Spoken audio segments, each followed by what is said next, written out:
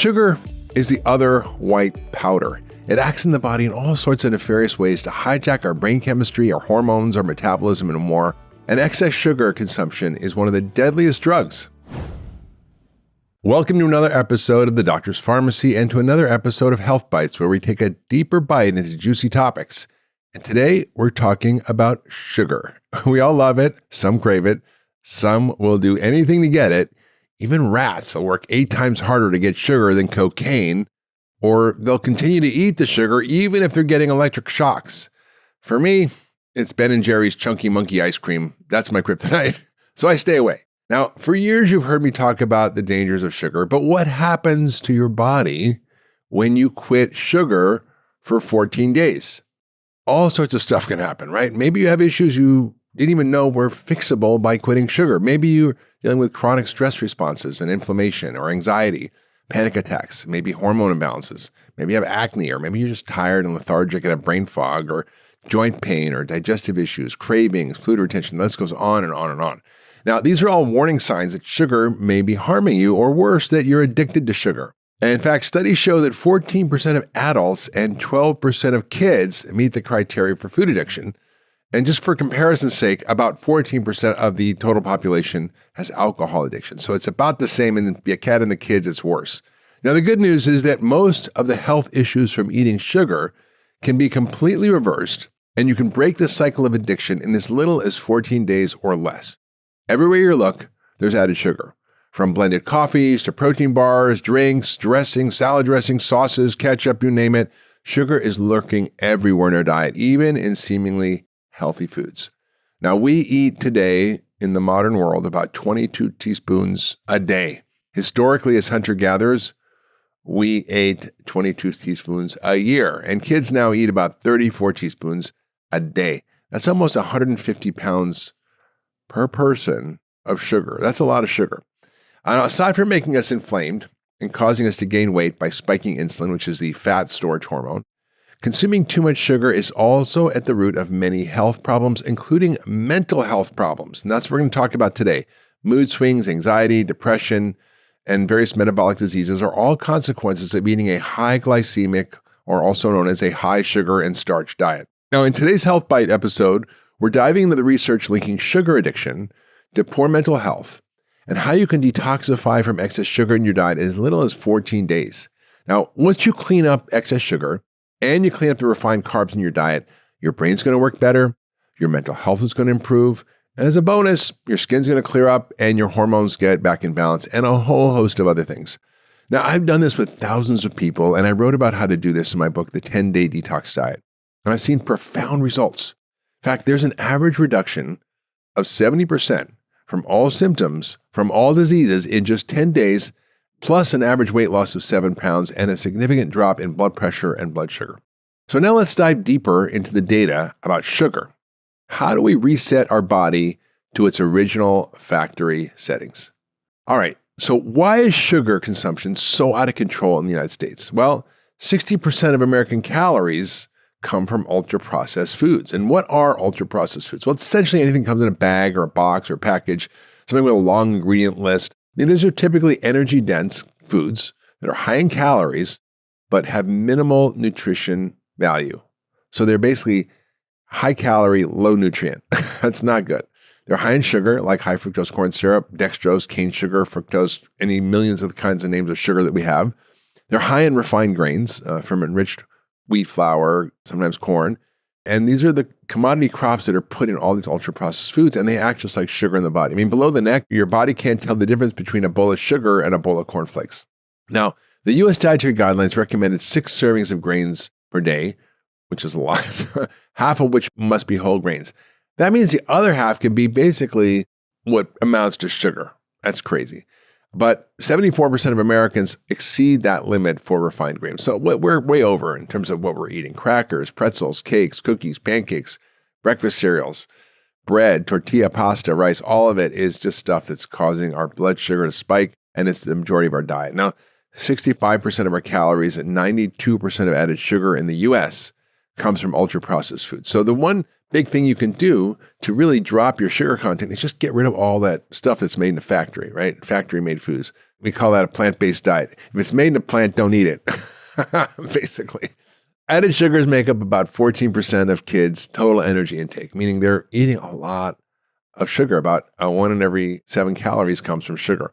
Now, school lunches is another huge issue. I mean, it's crazy that we allow sugar in school lunches. That should not be allowed. And in fact, it's allowed a lot.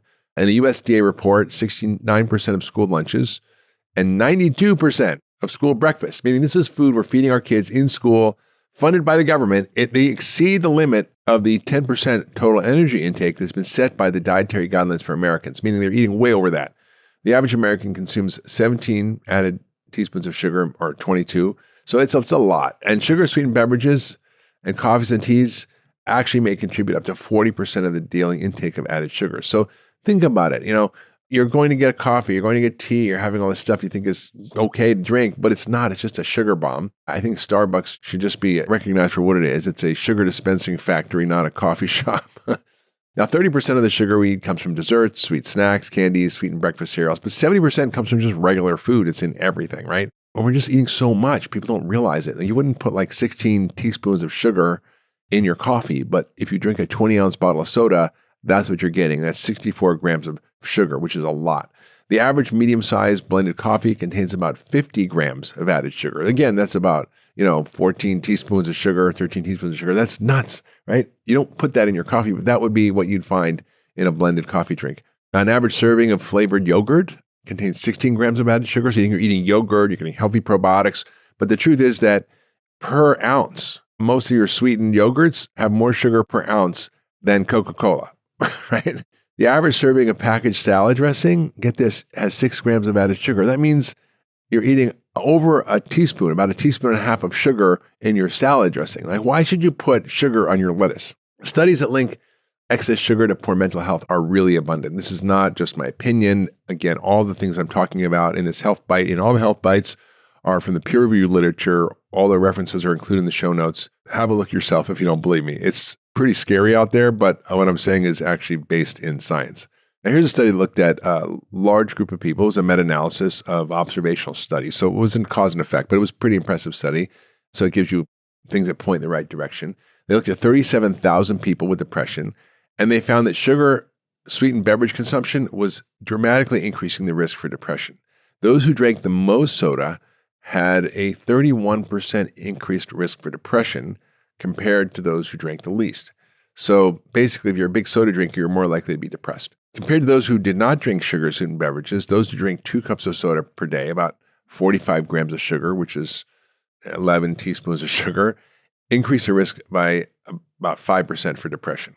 Those who drink 3 cans, right? So you look at the dose response on these studies. So is 1 can bad, is 2 cans worse, is 3 cans. So you kind of can see where the trend's going. But those who drink 3 cans of soda a day, which is 98 grams of sugar, which is like, almost 25 teaspoons of sugar, increase the risk by 25% for getting depressed.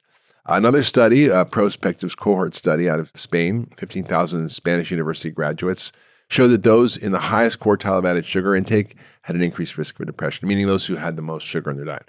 Those who consumed the highest amounts of sugar had a 35% higher risk of depression. Comparing it to those who had the highest intake of high-quality carbs from whole grains, high in fiber, low glycemic diet, those people had the opposite. They had a 30% lower risk of depression, right? So more sugar, more depression, less sugar, less depression. Seems like a trend. Another large prospective cohort study of 70,000 women, postmenopausal women, published in the American Journal of Clinical Nutrition. So they looked at glycemic index, and the highest glycemic index, I mean, the higher the likelihood of food was to spike your sugar, there was a 22% increased risk of depression. If you had added sugars, right, the added sugars that are added to the food, there was a 23% higher risk of depression. And refined grains, even wheat, right, flour, that also was associated with depression. And if you had higher amounts of fiber or fruit or veggies or even lactose, it was significantly associated with a lower risk of depression. So sugar and flour, higher risk, whole foods, lower risk. Not surprising. All right, so let's talk about the why. Why does this happen? We're seeing the correlation. We're seeing the connection. People know, you get the sugar blues.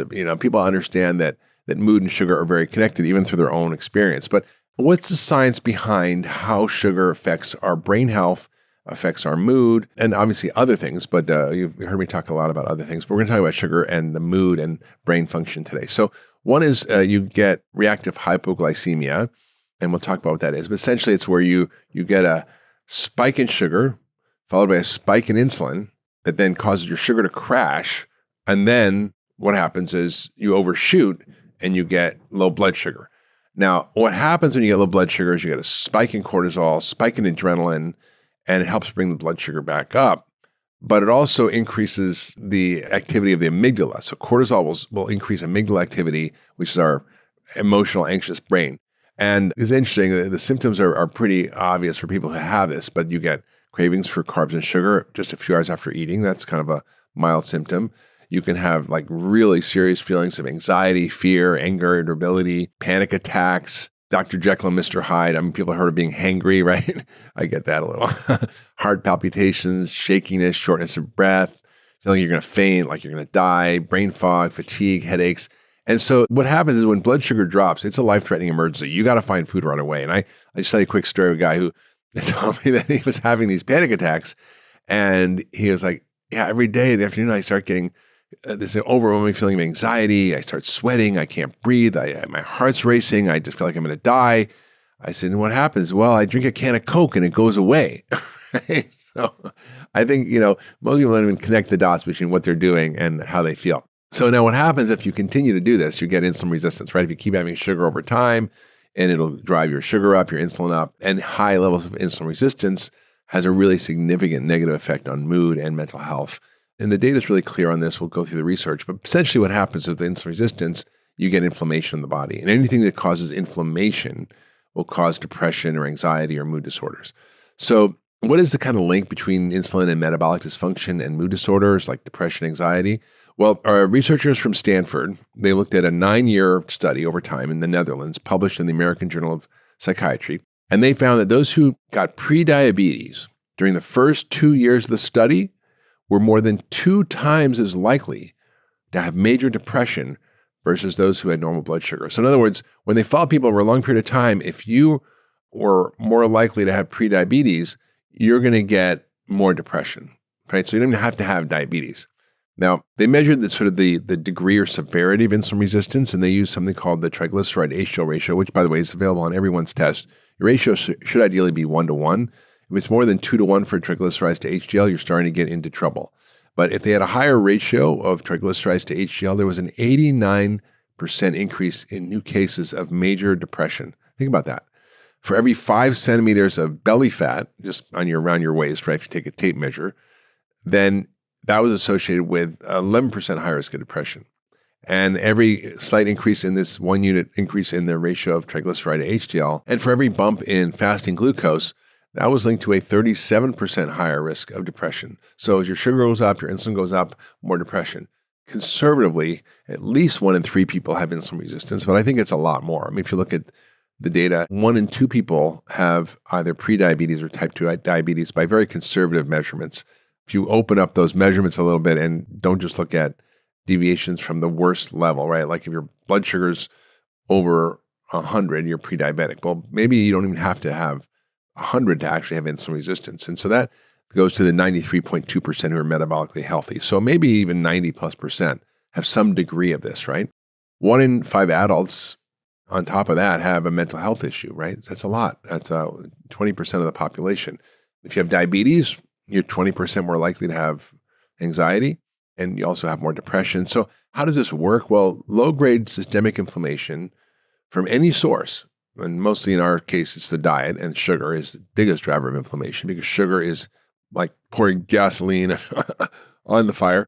So the problem with insulin resistance is that it causes low-grade systemic inflammation everywhere in the body and the brain.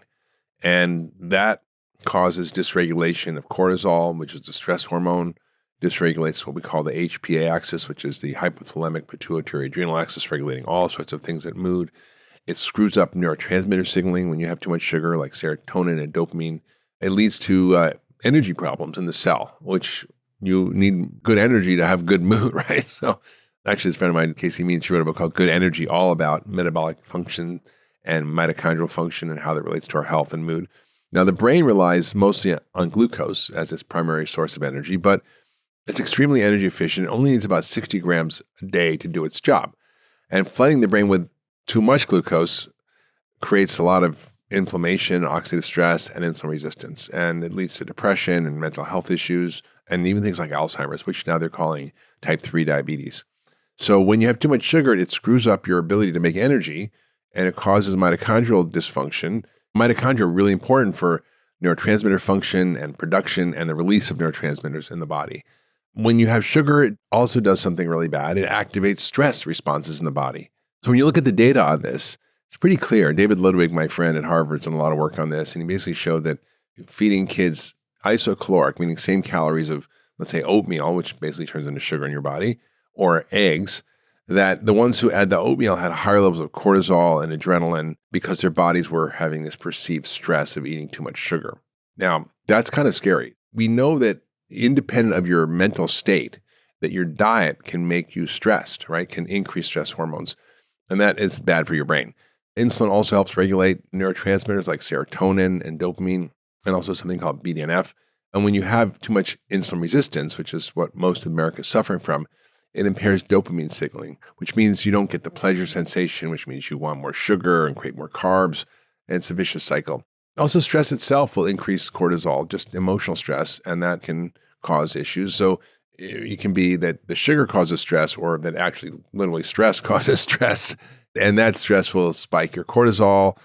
And what does that normally do? Well, when you have a stressful situation, like you're being chased by a tiger, you want to increase your blood sugar. You want to have all the fuel available so you can run as fast as you can. So that's a good thing. You want to have more adrenaline, but not chronically. And so you have chronically elevated cortisol in your body from chronic psychological stress. That increases your blood sugar, it increases insulin resistance, and it's a vicious cycle. So if you give someone prednisone, for example, for an autoimmune disease, they can develop diabetes and they can develop high blood pressure just from the stress hormone that they're giving as a pill. And also stress really messes up your gut. And gut is another factor that is influenced by our diet and particularly sugar. Now, we talked a lot about the microbiome and mental health on the podcast. I've written about this a long time ago in my book, The Ultra Mind Solution. Again, the data has been there for a long time. It's mostly been ignored, but I think I'm glad people are talking about it now. There's a whole department of nutritional psychiatry at Harvard where they're talking about metabolic health and the gut health and mood health. And Uma Naidu's been on the podcast. We'll link to the show notes there. But just to get into this around mood, when you have a high sugar starch diet, it has a really bad impact on your microbiome. So it changes the composition of bacteria in there to be bad bugs. And those bad bugs reduce the abundance of good bugs, which do good things, and the bad bugs do bad things. And that creates inflammation, leaky gut, yeast overgrowth, bacterial overgrowth. All that can lead to mood swings, irritability, depression. Something called the bacterial endotoxin. So when you have too many bad bugs, it produces the toxins that basically get into your system through a leaky gut, and that triggers your immune system to create an inflammatory response, and that impacts the brain. It also makes you more insulin resistant, so it creates a vicious cycle. So gut health is extremely important for brain health and for mood health. And when you look at the data on this, it's very compelling. Leaky gut, which we used to get laughed at for talking about, is now well recognized, increased intestinal permeability, but it's been linked to things like anxiety, depression, schizophrenia, and lots of other mental illnesses. And it's actually fixable. Okay, so we know that we're all eating too much sugar. We know that sugar is linked to mental health issues. We know that the mechanism is there through inflammation, insulin resistance, and gut dysbiosis and mitochondrial function. Great. Now what? Well, you can do a sugar detox. That's what.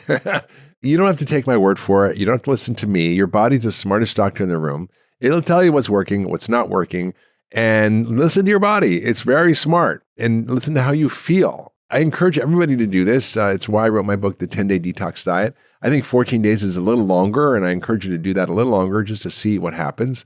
But let's talk about how to do it. The first thing is you've got to get rid of all the flour and sugar, right? Get rid of all the high glycemic foods.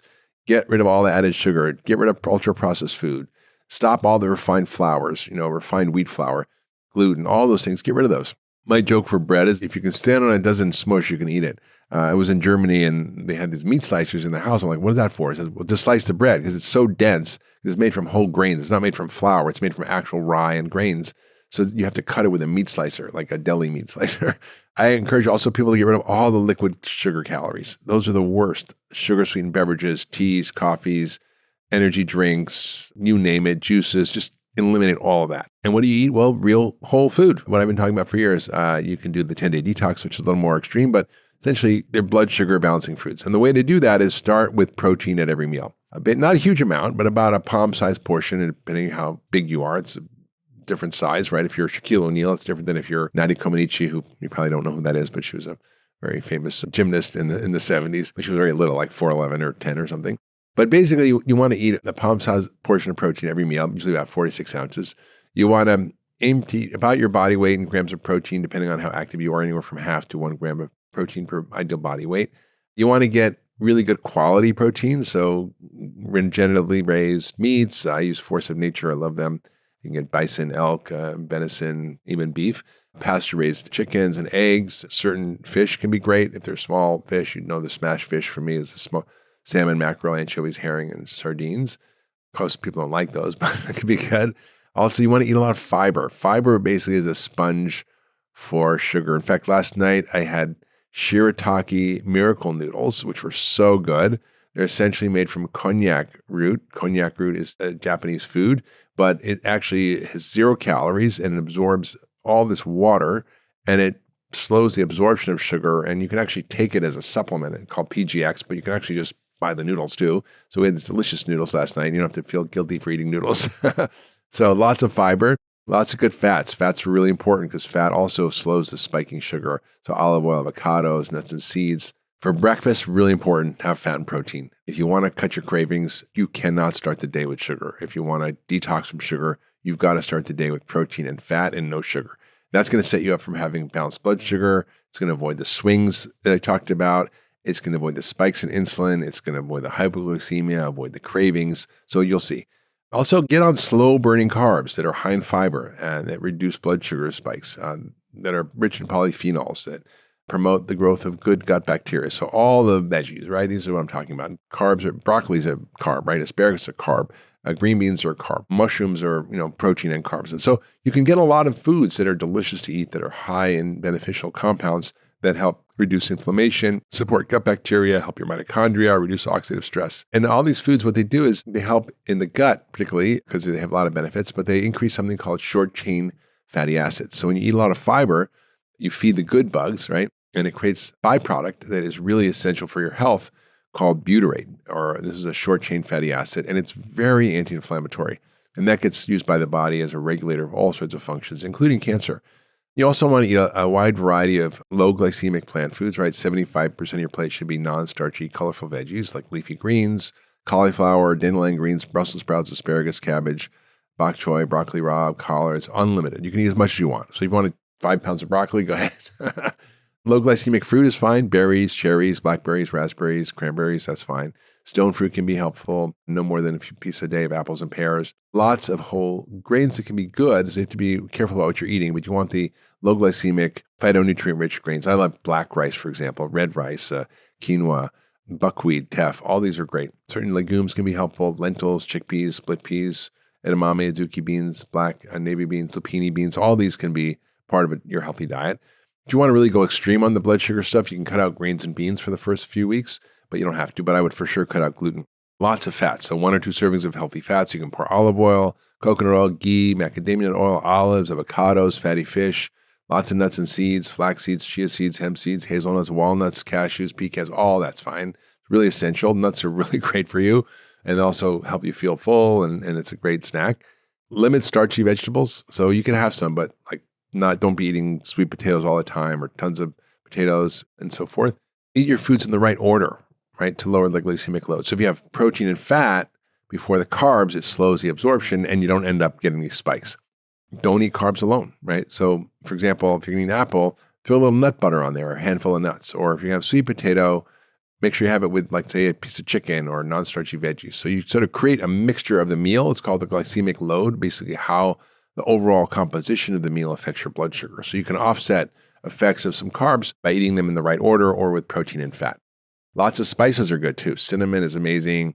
That helps blood sugar, green tea. And also supplements can be really important. So a high quality multivitamin and mineral, vitamin D, omega-3 fats, and certain things are really important for blood sugar like lipoic acid, but B vitamins. Certain herbs are great that I use: cinnamon, green tea, chromium minerals like magnesium, also great. Fenugreek has been used a lot in Ayurvedic medicine, great for blood sugar.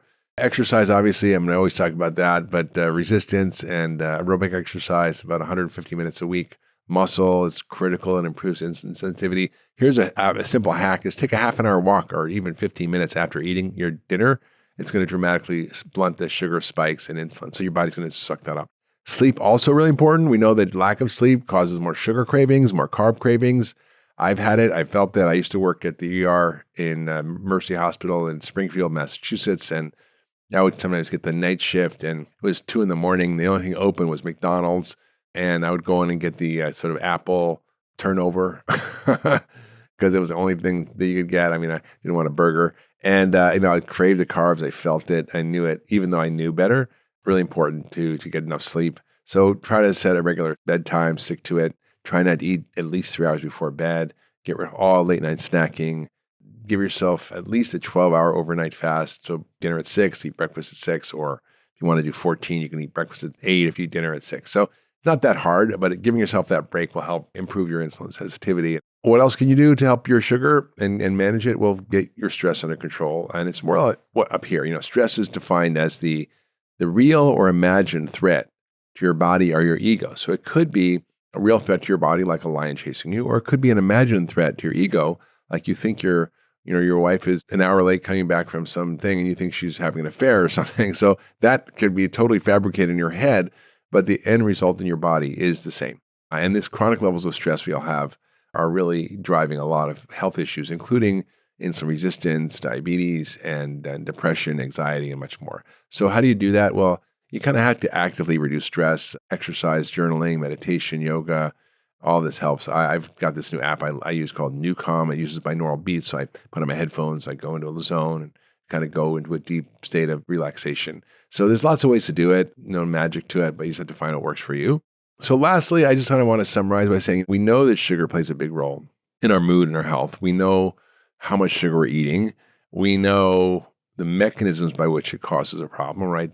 Through inflammation and some resistance, changes to our microbiome, our stress response, all that leads to the mental health issues we're seeing.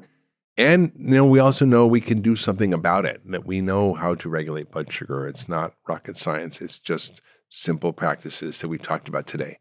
So hopefully you found this exploration of sugar's pervasive role in our diets good. We now understand its profound implications on mental health. It's very concerning. It's very revealing. And based on the evidence that we shared today, it's really clear that the pervasiveness of sugar in our diets is not just about our physical health and diabetes and weight, but it's really linked to our mental well-being. And these high glycemic foods, these ultra-processed foods, these sugar drinks, they definitely increase our risk for mood disorders, from anxiety, depression, panic attacks, and more. They make us less resilient. They affect our overall well-being as a society, our productivity, affecting us on an individual level and also on a population level. But the good news is that using this framework of functional medicine, it allows us to understand the biology here, get to the root cause of our suffering, and how to learn how to fix that, fix the root causes by getting on a real food diet that's nutrient dense, get rid of all the extra sugar and refined carbs that basically are the mainstay of our standard American diet or SAD diet. And if we do that, we can really take back our mood and mental health in really just a few weeks. So I encourage you all to try it. Let us know in the comments what you've done, how it's worked, what you felt. We'd really love to hear from you. If you love that last video, you're going to love the next one. Check it out here.